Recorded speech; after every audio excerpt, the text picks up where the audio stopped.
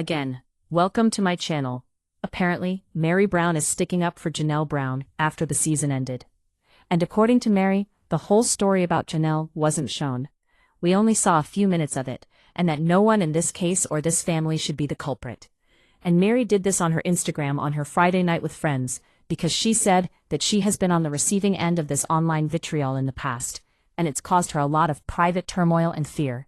And now she's seen it happen to Janelle, where people are cascading and portraying Janelle as the villain, and somehow the bad person in the situation. And I went to Janelle's Instagram, and I did not see any negative notes really. Not very many. And so I don't know if it's just that people are leaving comments about it. I don't know if people are making movies about it. I don't know. But as much as I have pity for them, they're on a show with TLC who edits and shows us what we want to see. And this has been going on for 15 years. And so throughout that 15 years, people in this family have become objects of online. And there's a very easy way to stop that. It's by not having a reality show and letting a network to edit and make your life monetize for entertainment. But while I do think the negative backlash for Janelle is not wonderful, right? And I don't think anyone should be sending threats to anyone, I will say the most recent tell-all, didn't help Janelle's case.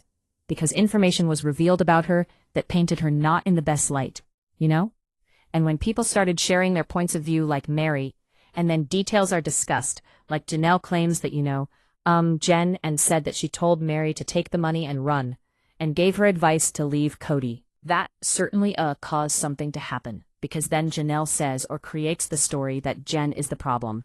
Or Cody creates the story that Jen is the problem, that Jen is not safe for Cody for Mary, that she tried to split Mary up from the family, and she's the one that made her leave. Which really, why does that matter?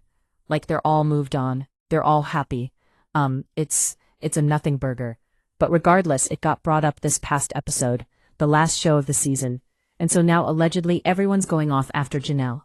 And I don't think that Janelle really helped the situation by any means, because last week after the episode aired, where she spoke about this advice that Jen gave to Mary, that she claims Jen gave to Mary, she wrote, "I never tell women what decision to make. And that's on purpose. Advice passes, self-rest stays." And she wrote, "I will never tell women what decision to make, even when they really want me to. Not because I don't have opinions, but because confidence doesn't come from being told what to do. Advice can feel comfortable in the moment. It can quiet the anxiety for a little while, but it doesn't rebuild trust in yourself. And that's the part that actually carries you forward.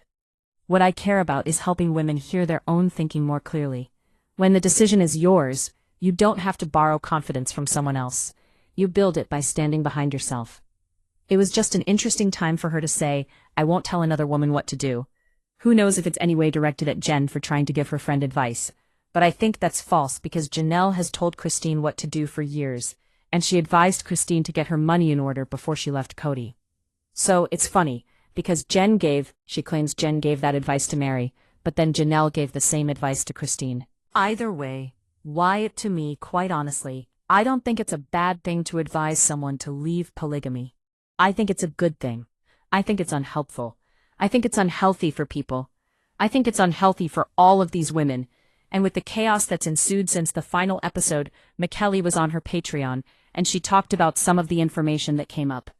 And what is clear is that the kids in this family have been left completely in the dark about what happened with the catfish situation. They to this day still claim that Mary had an affair. This is how it was described by Christine to her kids, how it was described by Janelle, how it was described by Robyn. And the internalized misogyny that exists in that statement is wild.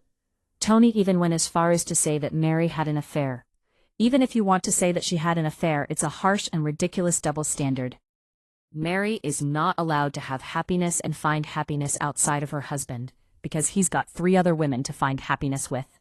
She's not allowed for herself to find joy, when he can just go sleep with 3 other people. It's the Cody gets to do whatever he wants, Mary does not. Mary was not physical with this catfish. Mary was not in a relationship with a man. There was no man. The man was a woman, fooling her and manipulating her. They have a long history of doing this to people. Mary was not the first victim of this catfish. And perpetuating the narrative that she had an affair is just an abusive stereotype about women in polygamy. Like they are property of the man, so they can't do anything. Period. She has to be okay with him doing this, but she can't do it herself. It doesn't make sense, and it never will. Something else that they discussed was Robyn's involvement with the catfish, to which Mykelti and Tony had no idea about.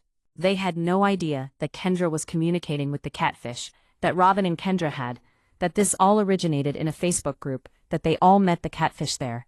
Robyn was following it, and Kendra was literally talking directly to the catfish for Robyn. Yeah, that's really a thing. It's true.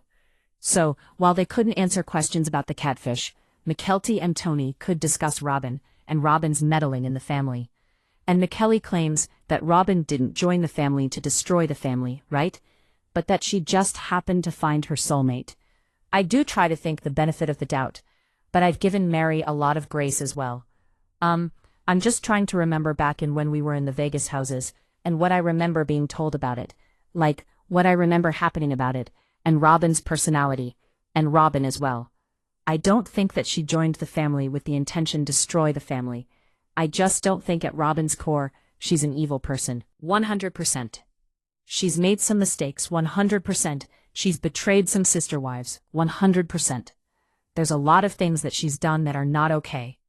But I don't think she's that malicious as to, like, purposefully set Mary up for failure. I just don't think she's that malicious.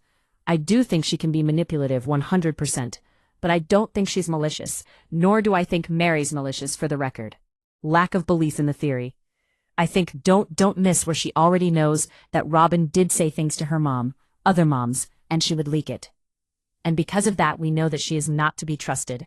Because of those things, like, Kelty's already there.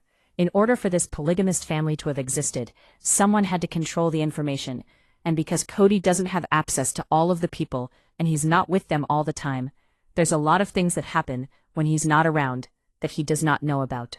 In order for him to maintain control, he needs to rely on individuals in the family to be sort of like his, eyes when he's not watching. This is a common tactic used by cult leaders. They have systems set up where people become tattletales, where they have people confess to them about what's going on.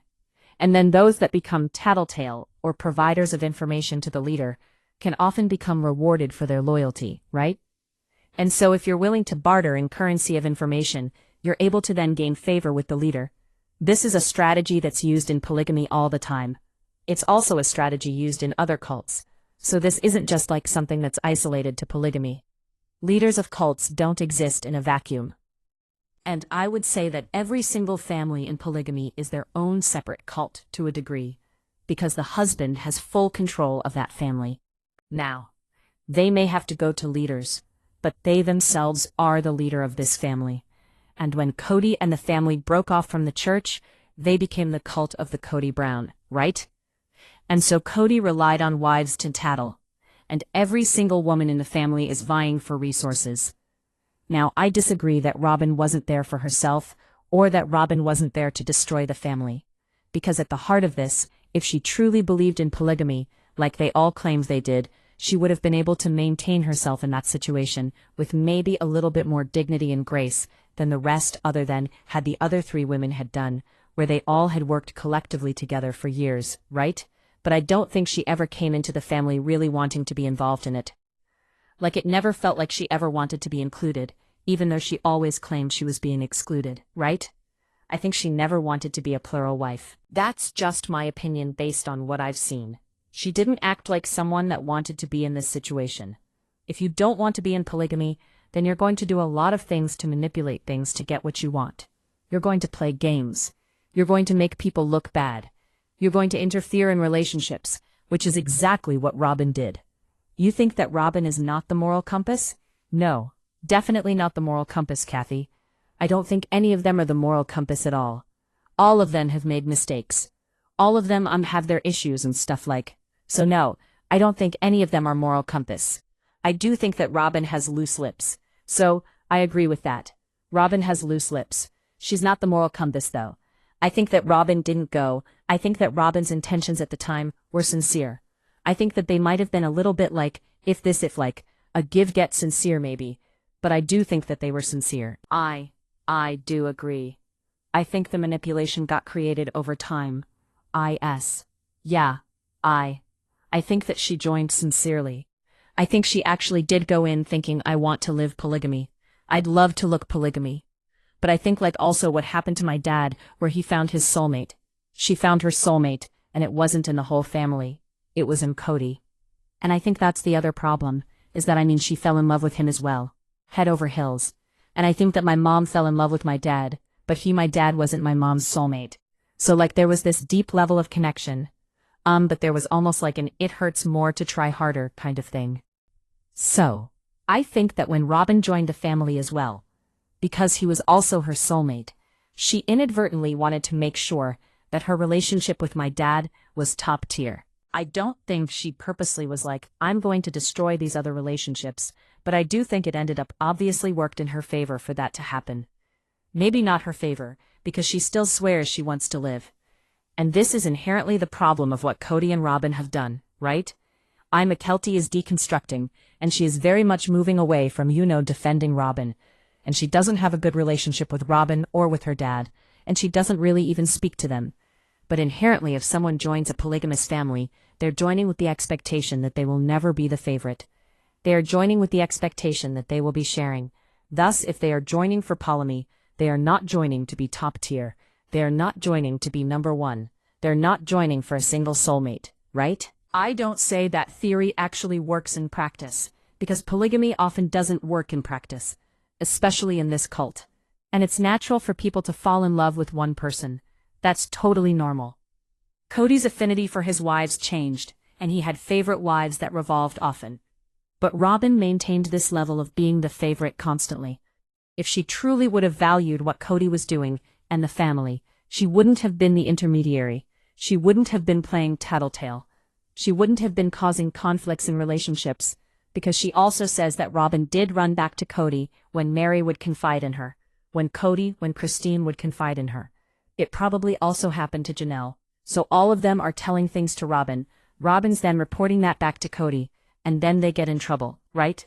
And all of them have talked about this on the show. Janelle talked about a situation where she had told something to Robyn. And then they got into this fight on the anniversary, I think, or their birthday, when they were together because Janelle brought it up. And then Cody told her not to talk about it. But the only way Cody would have known is had Robyn told him, right? So Robyn didn't want to live polygamy. And I think that's the point that Christine and David make, is that if you want to live polygamy, you don't do what she does. You don't tattle. You don't drive wedges. You don't get your husband mad at someone else so that your relationship is better.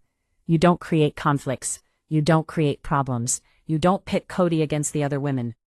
As much as Cody pit the wives against each other, Robyn equally pit Cody against the other wives, and they're both in my opinion, narcissistic. And so, now they're stuck with each other truly. But it is interesting to hear her say that Robyn's manipulation ultimately did destroy the family, and she got what she wanted, which was Cody to herself, because she created conflict between the women and Cody, and distrust. And she made Cody believe that these women were all out to get her, and that it was never her fault. And then she would threaten Cody, and leave him if he wanted to choose them. We already saw what she tried to do with the Coyote Pass situation, where she threatened to go legal on Cody if, he partnered with Janelle. So, that's the truth. So she's not saying it directly, but she's saying that Robyn's manipulation and Robyn's selfishness ultimately is what works in her favor and destroys the family and removes all of her competition. And all the wives leave as a result because of her interference in the family and the fights that she creates by telling Cody what the other wives are doing, framing it in a certain way, and then Cody lashing out at the wives, which then puts the wives in a position where they're no longer happy with him, and they don't feel like they can confide in him or her. That's the truth. So what are your thoughts about this, admission that Robyn did destroy the family? Tell me in the comments below. Make sure to give this video a thumbs up. Make sure to subscribe to my channel if you haven't subscribed and click the bell so you never miss a video. Bye, besties.